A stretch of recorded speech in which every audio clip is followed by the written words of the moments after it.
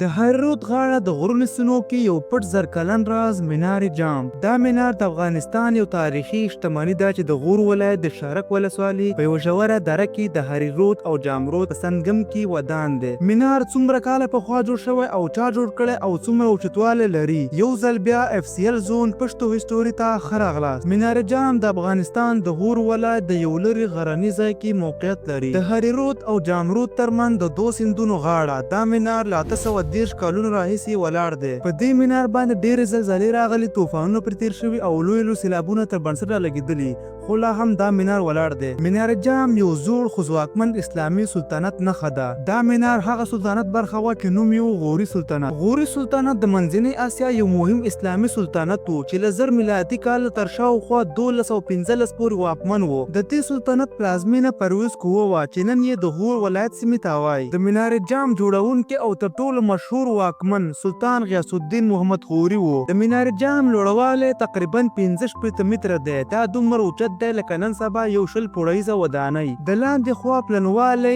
9 متره دی او پورته خوا پلنوالی 6 متره دی، یعنی هر څومره چې پورته ځي دومره تنګیږي. دا منار له خښتو جوړ شوی، دننه یې د زینو سیستم جوړ دی، شاوخوا 100 پوله لري. له خښتو سربیره پکې کاشي، ګج، لرګي او جغل هم کارول شوی. د بدن پر سر یې ښایسته اسلامي نقاشي، هندسي بڼې او خطاطي ښکاري. جوړښت یې د غور سلطنت ځانګړی معمارانه طرز لري. په دې منار د قرآن مجید ښکلي آیتونه لیکل شوي دي. دا آیتونه په خاص ډول په کوبي خط لیکل شوي دي. زیات تمرکز په سورت مریم شوی، پکې د حضرت مریم او حضرت عیسی علیه السلام کیسه ذکر شوی. دا خبرې ښایي چې دا منار یوازې د ښکلا لپاره نه بلکې دیني پیغام لپاره جوړ شوی. نو سوال دلته پیدا کېږي چې دا منار ولې دومره لرې د غرونو منځ کې د سیند په غاړه شړه سیمه کې ولاړ دی؟ خو دا سیمه مخکې داسې نه وه لکه اوس. دا ځای پخوا یو مشهور اسلامي ښار و. همدغه سیمه چې نن موږ ورته جامدرې وایو پخوا پیروزکوه نومېده. پیروزکوه د غوري سلطنت پایتخت پلازمینه وه. هلته جوماتونه، مدرسې، ماڼۍ، بازارونه او ښاري جوړښتونه وو. دا سیمه د غوري سلطنت علمي، دیني او حکومتي مرکز ګڼل کېده. منارجام ښایي د یو ستر جومات، د تاریخ پوهانو په وینا دا منار د یو جومات یا مدرسې سره تړاو درلوده.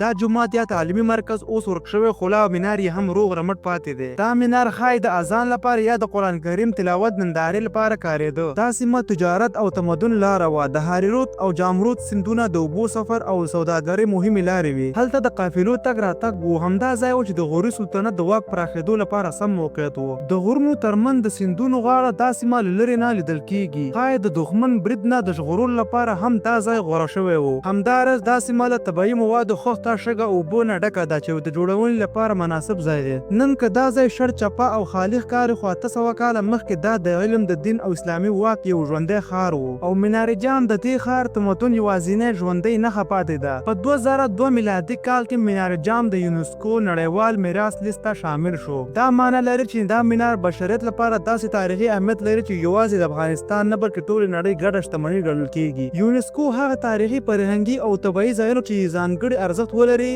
ورلډ لیست ته اضافه کوي چې ترڅو یې ساتنه وشي. ورځ تر بلې دا منار نړېدو سره نږدې کېږي. سیلابونه یې بنسټونه لاندې کوي.